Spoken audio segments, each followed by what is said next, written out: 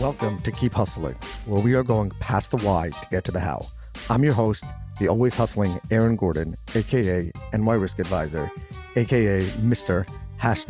Keep Hustling. In this podcast, we will be diving deep into the professional and personal successes of our guests to find out how they hustled through the most difficult times in their life and their development to achieve the success they've gotten to today. So buckle up for what hopes to be an amazing ride. Let's get to it.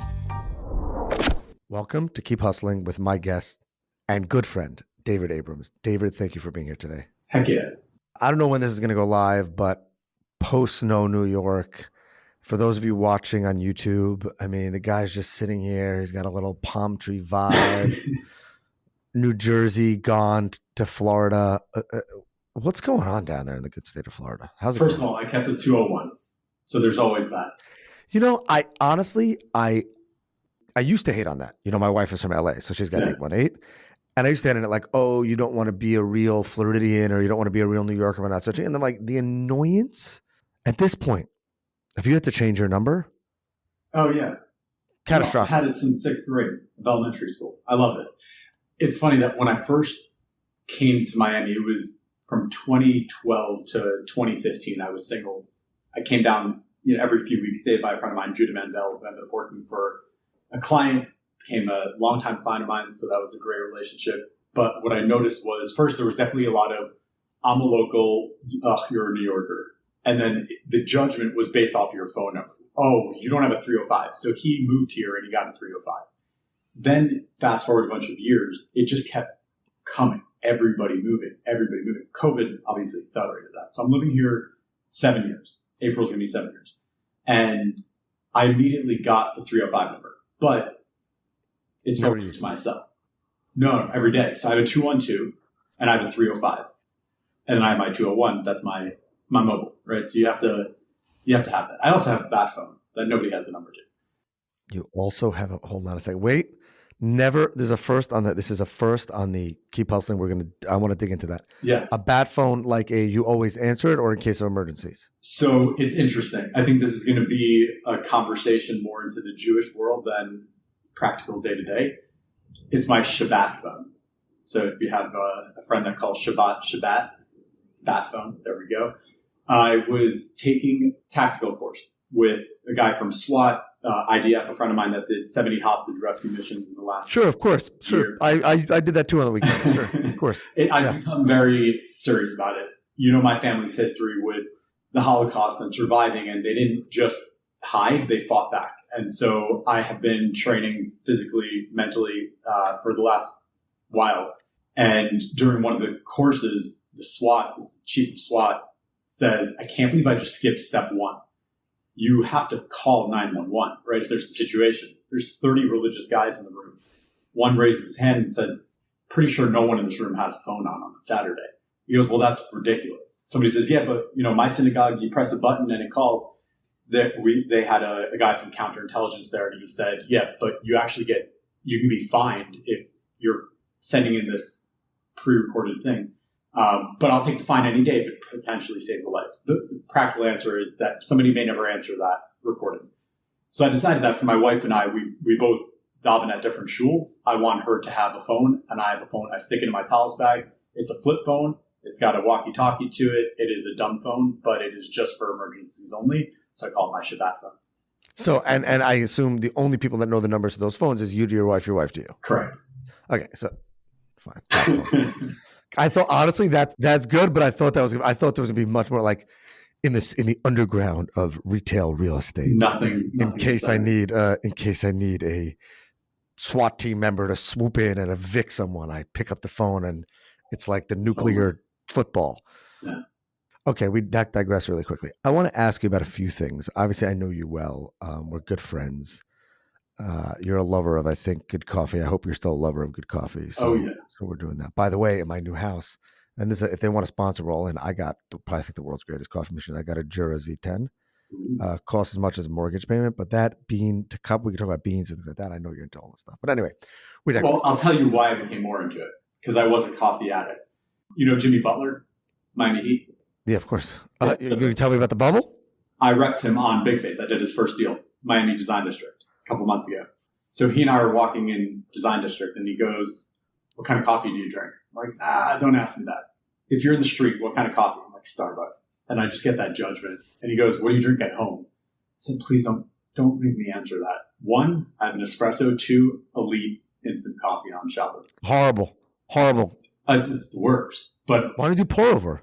I've done it all, but I was so ashamed. And I said, I promised the day that we signed the lease, I'm going to buy legit coffee machines. So I have my grinder, I have my machine, now I have my beans. My wife is a dietitian. We have the mold-free, fancy beans, game changer. But now I'm a coffee snob. I used to think I was. And by the way, I will tell you one thing, and this is, again, I love how we're talking about coffee right now. The simplicity of pour over coffee, as opposed to everyone thinks that, it has to be complicated. And obviously, grinding your own beans, all that, I'm into it. I love it. But if you just think about it, if you get good ground coffee and you do pour over versus some of the pods, I mean, it's game changing. People said that it changed their acid reflux. They couldn't have whatever. Anyway, the caffeine content's better. I think we discussed coffee addiction because we used to have coffee early in the mornings. We've discussed this before. But I want to ask you. It's 9:30. Yeah, well, no, that's not. No, I'm talking about early. We used to early. You made a decision early on in your career to bet on yourself. I want to get into the whole idea of retail and the retail apocalypse and things like that and how you're hustling against that. But bet on yourself, do your thing. You were commuting from Florida, New York, Florida, put family first, did the Florida thing, better for lifestyle, for your family, understanding that would mean a lot of time on airplanes and commuting. I love to get into your mindset about how you decided to do that and kind of, I know you're a very thought out person. So the thought process there and kind of how that evolved and what you've kind of seen there. Yeah. So first, what actually triggered this whole thing was a quarter life crisis, right? I had everything fall apart within 5 days, Monday through Friday. Everything that could have gone wrong went wrong in my life. My wife went away for the weekend. I told my dad what happened, and he said, just take a pen and paper, sit down and start writing. And through that whole exercise, I recognized that I was way too focused on making money. And it just made me refocus on how do I be the best father, brother, Jew, good person? How do I be happy in life and stop chasing just money?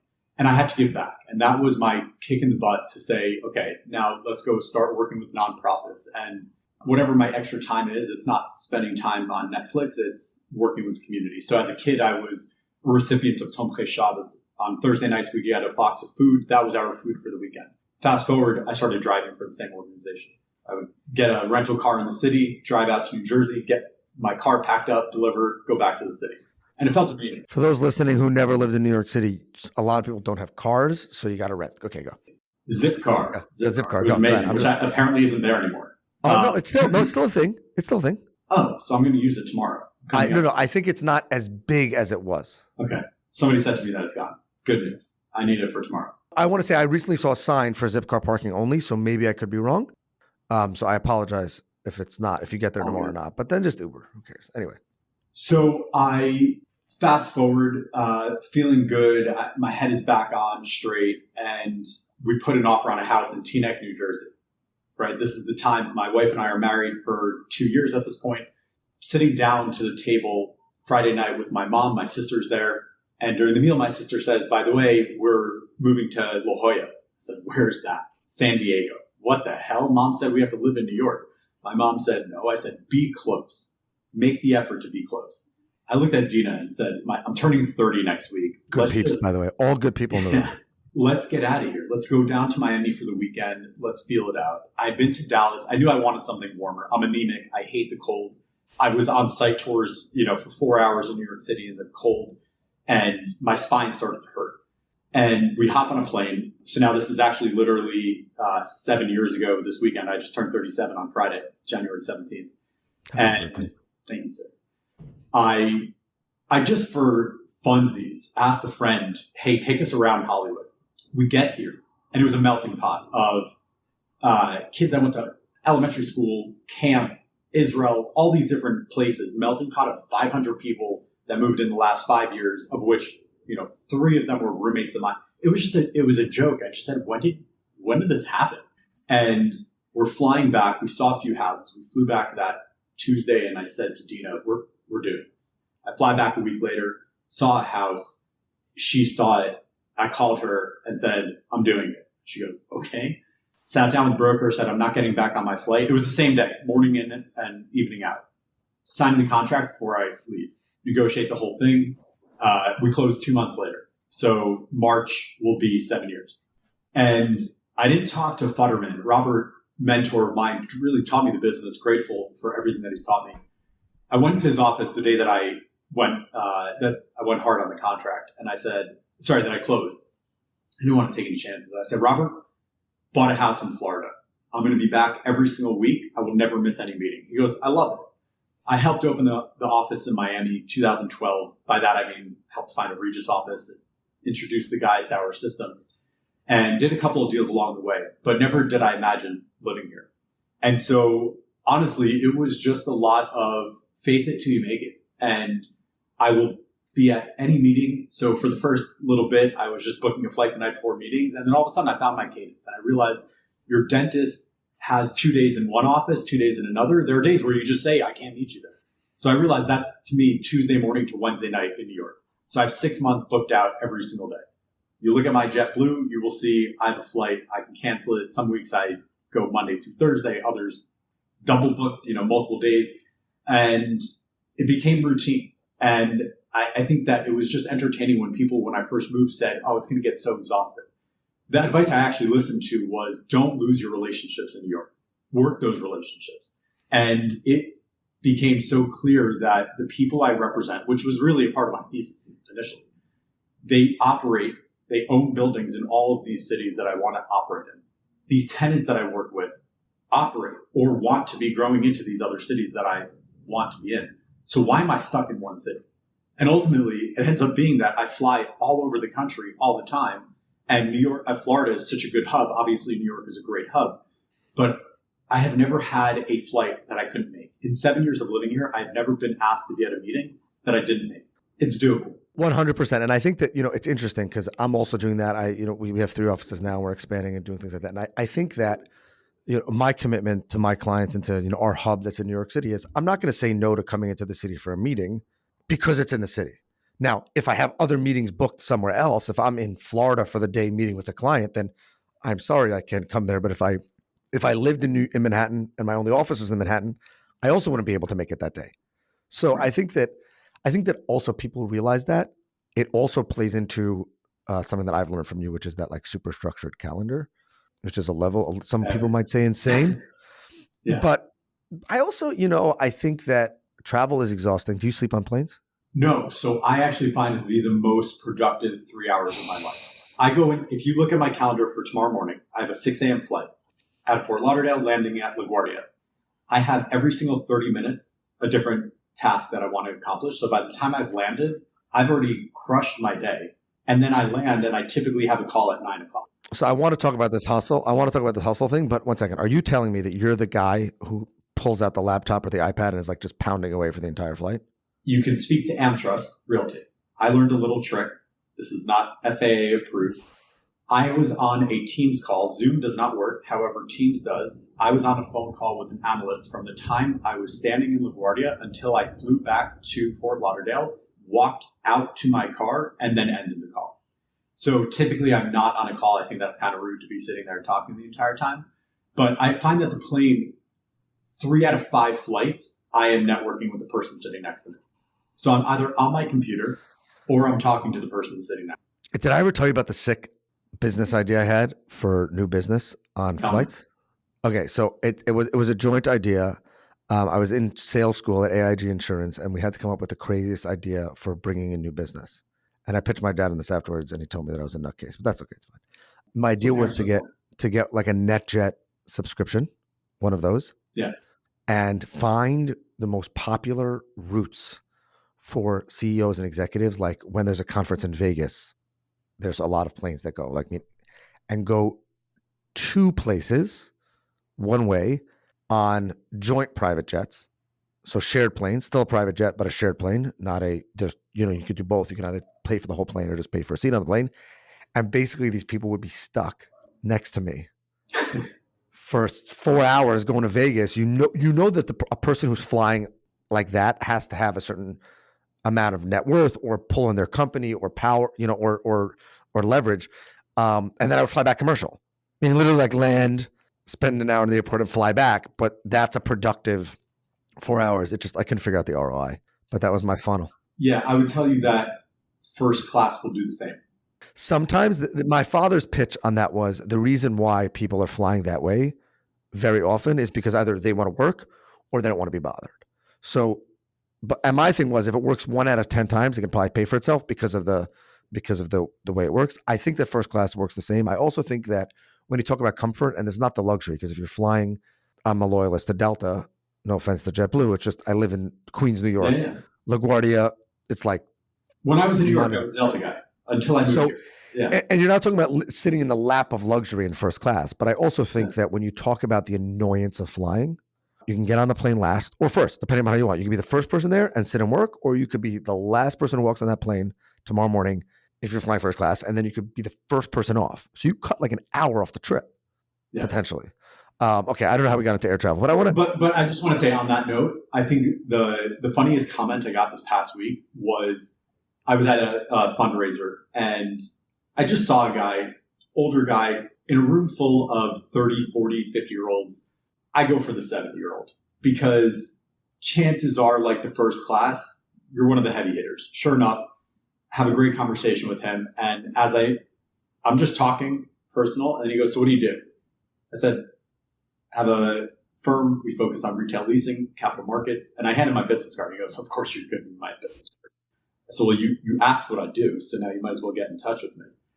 If you are on a plane and you have the opportunity to network, you better have a business card on you. You have to have some form of communication. Not everybody wants to give you their phone number on the spot.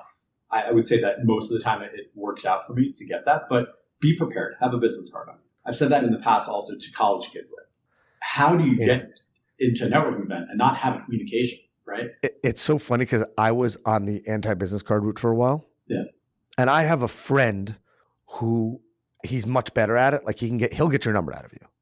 But I actually think that with the demise or downfall of business cards became more valuable. So there was this thing, I don't know if you and I ever discussed this, but there was a thing where there was a company that was making business cards that were just slightly taller than the standard card stock.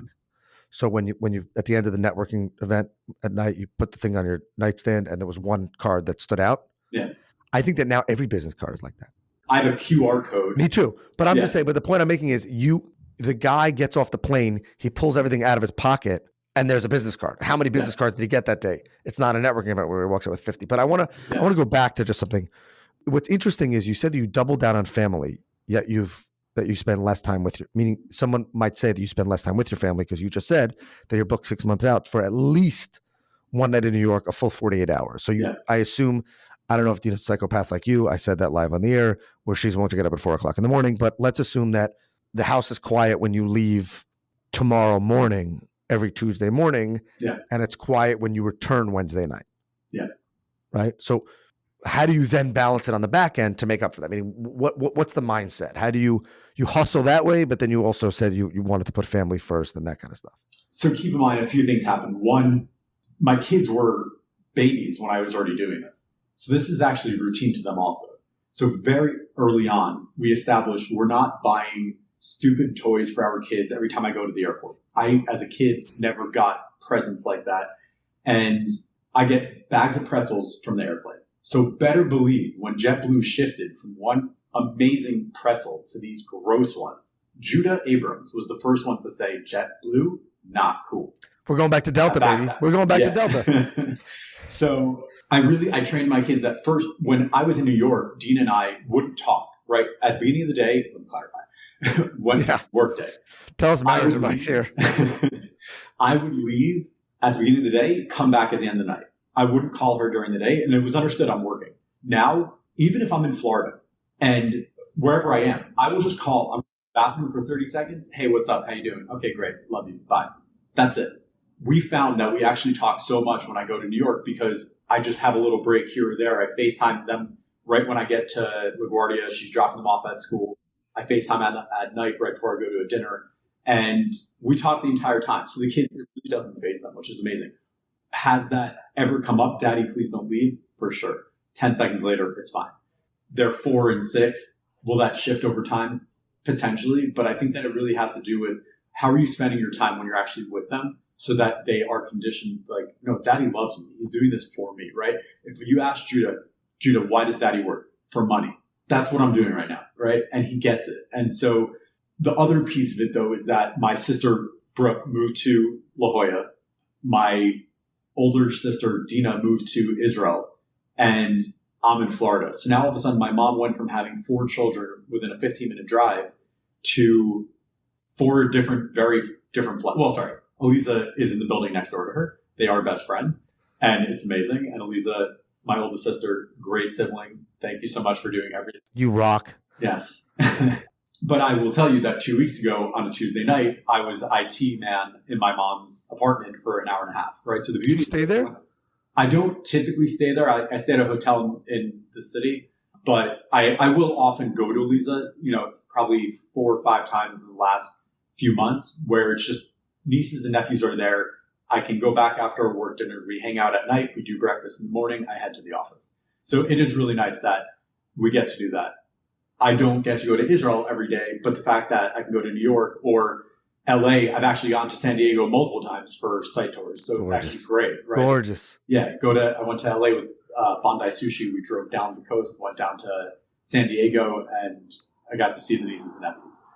Grateful for what I do because looping it back to retail, it is a lifestyle, right? If it's a rainy day, I want to go to the mall. And Dina, will complain. I don't like to shop. She's not a shopper. I shop for her. The women at Aritzia know me by name. It's my favorite store for her. And I genuinely just love what I do because it doesn't feel like a job, right? I'm touching, I'm seeing the pricing and I'm learning. So it makes me energetic. So I go anywhere on a vacation or on a trip. I want to see the mall. I want to see where's the retail, where's the life of this community. So travel it energizes me. It's really funny and sad that people think that or told me that it was going to be exhausting when in fact it's the opposite. Well, I want to get to retail in a second. I think that a very important point here, and I have to be much better at this, and I talk to my wife, Michelle, about this all the time, is I think that if a person actually thought about it and didn't say, work is bad, working late, you're missing your kids, I think, honestly, if a person spends 5 more minutes in their car, in their office, whatever, and they finish that task so that when they're home with their family, you can have a productive hour and a half before your kids go to sleep. When you're home, then, I have to speak to this person because I didn't finish that or because I didn't take the in-person meeting in New York. And therefore now I'm scrambling to stay relevant when I'm here. So when they call me at 8 o'clock at night, I put my kid to sleep. I feel like I have to answer the phone. I feel like if you're intentional, you can have more meaningful time. And today in 2025, and our kids are starving for meaningful time. It's not about the hour. I feel like it's not about the hours. And that's what you're proving is like, hey, if you really, really pedal to the metal Tuesday morning to Wednesday night, maybe that means that on the average week, you take your kids to school on Thursday morning or have breakfast 100%. With them on the weekend, or you don't have to answer the phone Sunday morning so you can be more intentional. Or by the way, we have the greatest gift, which is Shabbos. And I have a hard, fast rule about work travel. I don't even travel on Fridays usually unless it's a drive because I will never, ever be out for Shabbos, ever. Yeah. So, because my kids deserve and my wife deserve better. No, 1,000%. I, by the way, do breakfast every morning and dinner with the kids. Will there be an off night where I have a networking event? Sure. But 90% of the time, that's what I'm doing. And so think about the average person who doesn't travel 2 days a week. That means you have Monday, Thursday, Friday, Shabbos, Sunday, 5. How many people do breakfast or dinner with their kids 5 days a week? So I think that everyone has to find their hustle and find their meaning, but also make sure that they're intentional about it. You said that you love the experience. I think that one of the things about Keep Hustling is that many people, we're losing experiences and we're losing the drive, and people are losing the drive to get out there and be a part of retail. Yet I need you back on social. I need you back. I know you said you're coming back. I need you back. I need you back. A few things happened. Yeah. I know the brands you work with just because I do. And I see them, and I love when I see one of their retail operations. I think that New York City, we're dying for it. We need it back. We need to fill these vacancies. We need to deal with it. But I agree with you. part of the experience of going to a new city, it's like funny. I never grew up going to the mall because I grew up in Manhattan. But like we're coming to Florida in a few weeks and my kids are like, oh, when we go to Bubby, that's grandma's house in Florida, we get to go to the mall. I'm like, hey, my kids love that experience. So it's experiential, not just about buying, a hand sanitizer and Bath and Body Works. So where are we? Where are we going? How do we bring that energy back to inspire people's hustle? What do you see? And most importantly, how do you ran into the fire? You're that buffalo who ran into the storm of retail, not running away from it. So tell us about that. I moved out of my house last July to do construction. Redid everything top to bottom. As a part of that, the studio was out of commission. And during that window of time, October 7th happened. So one, I took a break and said, I'm not trying to find a studio. It's very easy for me to have found another studio, but I wanted to take a break for a minute because the business, masonry, turns 4 years old in 2 weeks. Wild. Very excited. And there's a lot that I've been working on. I had this handful of challenges. One, my son was misdiagnosed with autism. He has a rare genetic syndrome that took a lot of energy for us to figure out what was going on, the proper schooling, the proper support. And it was just time for me to focus on family, right? I have my business where it's running. We have deals that we have to create. But this past year was a really strong year for business development. I wanted to put full focus on making sure that the growth of the business is just on fire. And at the same time, the family growth is on fire. So there was no time for social media. And August to September, that was my window. I said, you know what? After September, I'll come back. All of a sudden, in September, it was the holidays. And then October 7th hit, and I just said, I'm off social media. I just didn't want to touch it. And it was really relieving. I didn't realize how much pressure I was putting myself to do. I put out a video every single week for 2 years. And it wasn't always 3 weeks in advance. I think at the beginning of this, you said, we're going to put this out in 5 or 6 weeks. I was doing it, filming on a Thursday to post it on a Monday, right? Which meant that I was taking away some part of my time with my wife, taking away some time on my Sunday with my kids. It just wasn't healthy. It wasn't what I needed to be focused on. And I sat down, you were talking about my calendar. I'm a huge planner. I sat down for 2 days in a row, a part of it on New Year's, and I put together my entire strategy for 2025. If you use Freeform, different than notes on the iPad, you can just keep expanding the canvas. And it's incredible for my mind because I just have branch after branch after branch. Everything's connected in different buckets of what I had to do. I had to organize everything before I could actually put a timeline on it. If I accomplish everything in this Freeform spreadsheet in 2025, wow, masonry. Thank you, God. We're in a great place. But I had to organize it before I could actually structure the time. When am I what is the cadence? What's Q1, 2, 3, 4? And that's how I prioritize. So very excited for what's coming. We rebuilt an entire custom website. Going to launch that in the next couple of weeks. There's a handful of different projects that I thought about in 23 that I said I would do in 24. Here we are. It's 25. And I'm really happy hustling, about baby. that. Keep hustling. Yeah. We did a lot of deals that some of them don't want us to talk about them, right? So there's that. And some of the coolest ones I'm excited to make videos about. But there are NDAs out there that I had to wait on. And I said, you know what, when I can talk about a few of those, I'll start talking about it. But the goal is to really start up again heavily. I love that. Retail. Give me the pointed question. What is pushing me to, or what do we see next? I think the average young father, business owner, as you said, your son knows we work to make money. We love what we do. I know you love what you do. I love what I do. But in the end of the day, if I could just hang out with my kids all day, I win the lottery tomorrow for $3 billion, I'd be very happy. Retail apocalypse, like not a great idea. Not a good idea. Retail representation to the naked eye, meaning I see New York. I see what's going on. California, literally LA on fire. Like you got into it, pandemic. You stayed in it. You had a whole Rolodex. You could have done, I know you could have done anything else, a bunch of other things. Yet you stayed in it. You doubled down. You kept hustling. Why? Why'd you do that? How did you do it? And why are you so bullish on it in 2025? So retail apocalypse, at least in the news, was 2018, 2019. Years that, thankfully, I had really strong years, right? There were deals to be done. It was not amazing every single corner you looked at. There was a lot of vacancy, but there were deals to be done. And you go into COVID, I had 90% of my deals die. I had 2020 was going to be a monster year. And I couldn't do anything but smile like I did in 2017. 2017 taught me it happens. We moved to Florida and I have this on a security camera. I was here maybe 2 weeks. I pick up my phone, my watch, my wallet.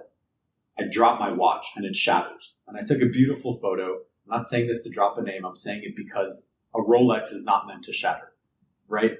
And it shattered. And I went to Tourneau, 57th and Madison, and I said, you sold me a fake watch. And they're like, no, we didn't. You have insurance? We're not even going to touch insurance. We're going to replace it. And Dina said, did you ever look at the video? And I looked back at it and you just see me smile. She goes, what were you thinking? I said, shit happens. Like, what am I going to do? It's a freaking piece of metal. Who cares? I have my health. Who cares? So over time, I started to listen to a friend, now mentor, close friend, Gedalia Fenster, who's Breslau.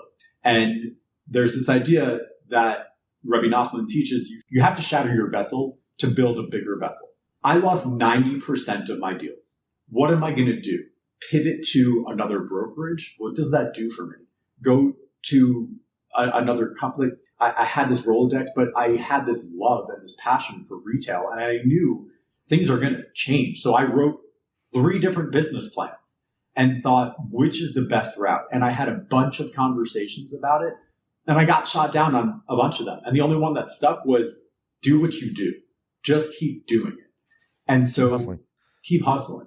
Sponsored by Keep Hustling. Yes, the swag. These sweatshirts are a part of it, by the way, right? I bought this because I love you and I want to show you that I care about you, right? So you have this emotional relationship with certain brands. If a brand executes properly, you're buying it because they connect with you. And if I got a bunch of no's, preface with, this is not me speaking poorly about Newmark in any way. I went from RKF 10 years, the last 2 with Newmark, part of the acquisition, and I asked them a bunch of questions. If I got a bunch of yeses, I would still be there. Thank God they said no. And so if I'm looking at my pipeline and it shows 0, pipeline meaning I have potential to make things, but my current deals are dead. What better time to pivot than now? It will never be that I have 0, that I have 0 deals close to the finish line other than right now. And so that was when I said, I need to get on the move and figure out the next step.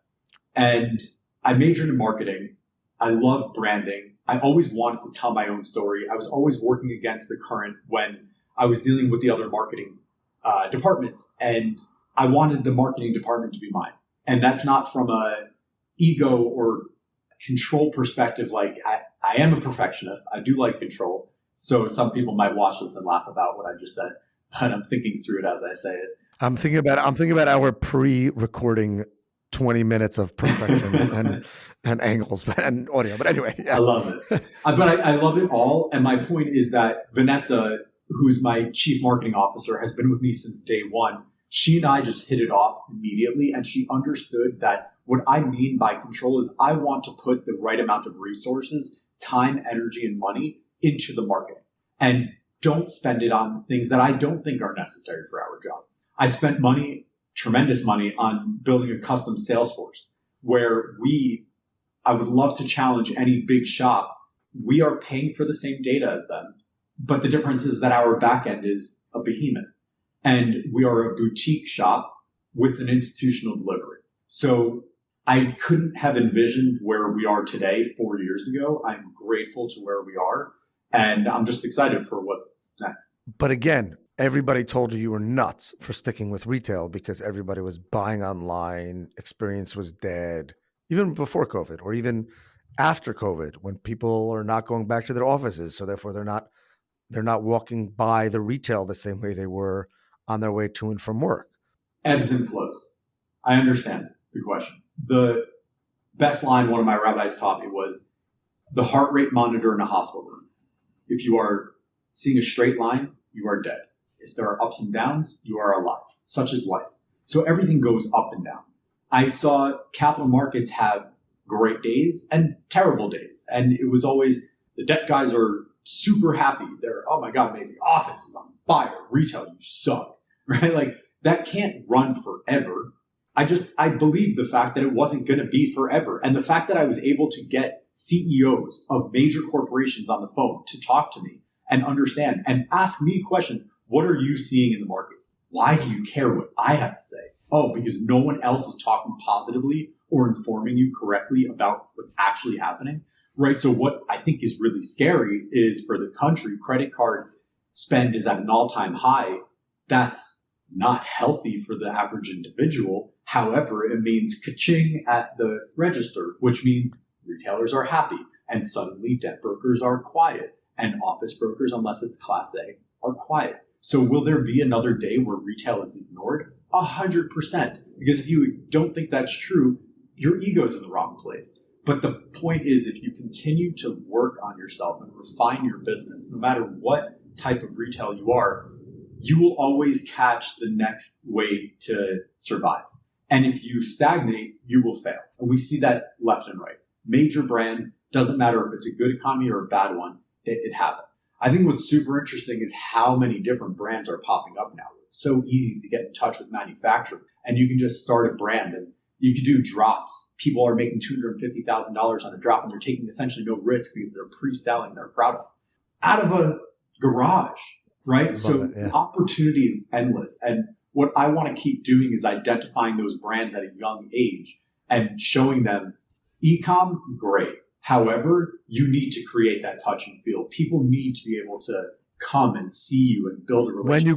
When you grow up, I'll be here. Yeah. One day when you grow up. 100%. I love that. Yeah. I went, the candle lit behind me.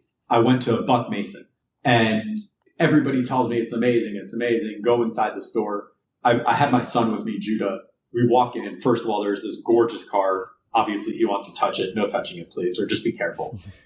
And my senses just started going up. I'm like, I love photography. Why do you have so many photography books and architecture, the clothing, I'm touching and feeling? And she goes, we're actually really intentional about hitting all of the senses. And I said, that is psychology. That's how Zara started. They didn't hire architects to design or I should say, they hired psychologists in tandem with their architects to create flow, to make you want to walk around. So learning all of these different methods just makes me so excited because everyone's doing something different to stay relevant or to become relevant. So to me, retail is just like it's the category, but I'm a psychologist, accountant, financial advisor. You know, it's everything wrapped into one, but it's hustle. And that's the part that I love. If you're doing what you need to be doing, you're going to make money, whether or not it is a tough world around you. Gosh, I love it. Wow. We got to do another episode. This is fun. We got to do more of this. Going for an hour. I'm not rushing. Florida. We're doing it. We end every episode by asking our guests to leave us with their favorite motivational, inspirational quote and what it means to them in their hustle. So with that, I'm going to turn the floor back over to you, David. David Abrams. Everyone should check him out. He's going to be back on social soon. Masonry, true hustler, true New Jerseyer, not a real New Yorker, whatever it is, what it is, fine. I lived in New Jersey for about a year and a half. Yeah, whatever. It's fine. We're just going with it. And then whatever, Florida now, but whatever. But check him out. David, really thank you for being here. Thank you for inspiring me every day. No, for sure. So where I've heard this, it's happened multiple times, and where it was most meaningful, I went with my grandfather to Belarus, where he fought in the forest. And we went to the site where he showed me a trench that he slept in. It's just wild that it's all still in place, and they take care of it. And I said, I just want to sit down for a minute. Can we sit? We started talking, and he said, no matter how hard today is, tomorrow will be better. And if not tomorrow, the next day. And if not the next day, the day after. It will get better. Doesn't matter what the challenge is, you have to have faith that is going to get better. And you think about the challenge that we have today. They're really meaningless in comparison to what happened to him and his family and so many. And whatever the struggle is, again, people complain about Wi-Fi going, right? And then there are people starving or people being murdered. It doesn't matter what the challenge is. I'm sorry that you are going through it, but it's going to get better. You just have to keep fighting for tomorrow. You got to keep hustling. Keep hustling. David Abrams, thank you again for being here. This has been another episode of Keep Hustling. Remember, do well by doing good, and always keep hustling.